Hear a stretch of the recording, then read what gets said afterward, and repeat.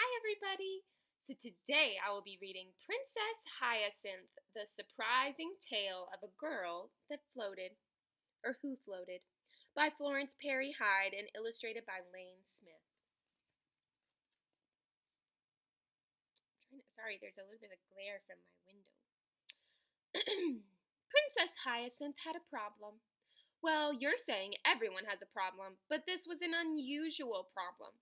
Oh, she didn't look unusual, that wasn't it. She had two eyes with a nose between them and a mouth under that. You know, the usual things in the usual arrangement. In fact, if she wasn't all dressed up in her princess clothes, you'd think she was just anybody. So what was the problem? Let's see. Princess Hyacinth floated. Unless she was attached to something or weighed down, she just floated up, up, up. Ooh, I'd be worried she'd get stuck in the ceiling or something like a balloon. So the king and queen had little golden weights sewn into the hems of Princess Hyacinth's gowns, and little diamond pebbles sewn into the tops of her socks. Her crown had the heaviest jewels of the kingdom and a rhinestone strap under her chin to keep it on. As long as she was all dressed up in her princess things, she didn't float at all. In fact, she could hardly move. But the minute her crown was off and her gown and all that, up, up, up she would go in her royal underwear.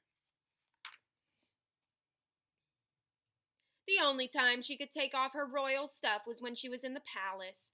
Then, if she floated, and of course she did, she'd just float up to the ceiling and they could always get her down by morning. Why can't I float around outside? Was a question Princess Hyacinth had asked 6,000,000 times. Because you just float away altogether, her parents explained. Poor Princess Hyacinth. She wished she could run outside like the children who came to play on the palace grounds. Instead, she sat at the window in her royal bathing suit, wearing a seatbelt, looking at all the children having fun. So sad. One was a red-headed boy who could fly his sky-blue kite higher than all the others. His name was Boy. He waved at Princess Hyacinth every day, and she waved back. He smiled at her, and she smiled back. Boy had painted a gold crown on his kite in honor of the princess. Wasn't that nice? Boy had come over to her window to say hello a couple of times. Well, 7 times. She had counted every single one. Today he walked over again. I like your kite, said Princess Hyacinth. I like your crown, said Boy. He turned to go. And I like you, he said over his shoulder. At least that's what Princess Hyacinth thought he said. Maybe he had just said toodaloo or yike-doodle-doo. She couldn't be sure. After a while, the children left the palace grounds. I'm terribly, horribly, dreadfully bored, said the princess. She decided to go to the park. Of course, she had to get all dressed up in her princess clothes first, the weights and everything, the crown and everything. And then off she went, walking to the park. Well, she wasn't exactly walking. She was sort of dragging along.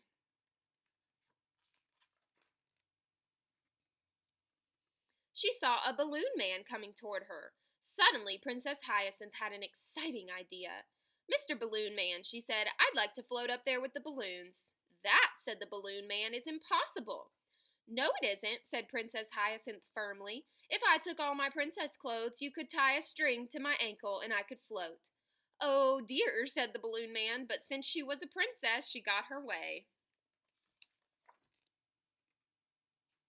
Princess Hyacinth took off everything from tip to toe except her royal underwear and put it in a neat pile under her umbrella. She left a sign, Do not touch, property of the princess. The balloon man tied a string to her ankle and held on to the other end, and up she went. I feel like a balloon, said the princess. The balloon man walked through the park, and Princess Hyacinth bobbed along with the balloons. It was pretty exciting.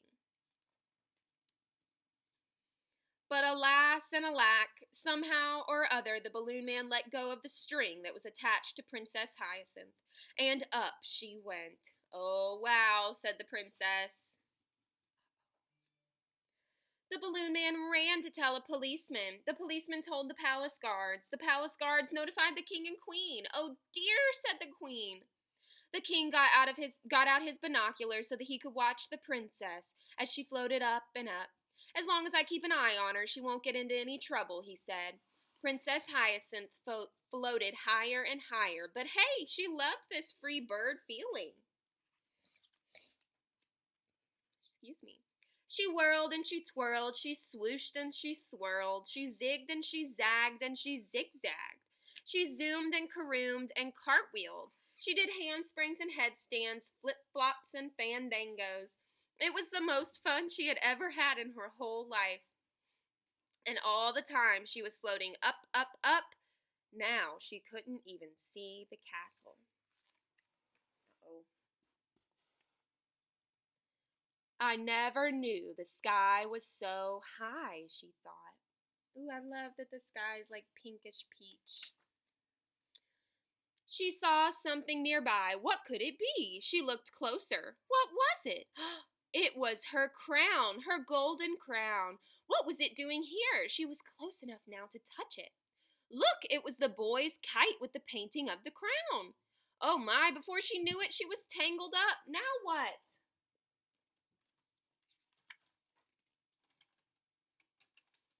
Down on the ground, Boy felt a tug and started to reel in his kite. The king, who had been watching her through his binoculars so that she wouldn't get into any trouble, saw the whole thing. "Oh, hooray, Princess Hyacinth has been rescued." Boy was a hero. The king gave him a bag of gold. Now what? Well, since Princess Hyacinth had had such a wonderful time floating up there in the air, she wanted to do that every single day. And she did. Every day she went out to the palace grounds in her royal underwear, and up, up, up she would float. Then Boy would fly his kite up, up, up right next to her and reel her in when she wanted to come down. And then she would invite him into the palace for tea and popcorn. The problem about the floating was never solved, and that's too bad. But Princess Hyacinth was never bored again. Good. And that is the end. That was Princess Hyacinth, the surprising tale of a girl who floated. Written by Florence, Parry, Heide, and illustrated by Lane Smith. I think that's such a sweet and fun and innocent book. I love it. I hope you enjoyed it, and I hope you have a great rest of your day.